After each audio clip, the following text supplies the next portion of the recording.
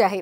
अमरावतीमध्ये आमदार रवी राणा यांनी यशोमती ठाकूर यांच्यावर गुन्हा दाखल करण्याची मागणी केली आहे। अमरावतीमधील निकालाविरोधात जर लागला तर सिव्हिल वॉर होईल असा इशारा यशोमती ठाकूर यांनी दिला होता आणि त्याचवरून आता रवी राणा यांनी यशोमती ठाकूर यांच्यावर फौजदारी गुन्हा दाखल करण्याची मागणी केली आहे।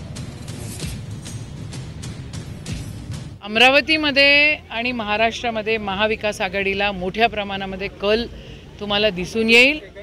4 तारखेला अमरावतीचा खासदार पंजावर महाविकास आघाडीचा उमेदवार इंडिया आघाडीचा उमेदवार निवडून येतोय। कोणाला काय बोलायचं आहे ते बोलू द्या। असा जर निकाल लागला नाही तर सिव्हिल वॉर होईल।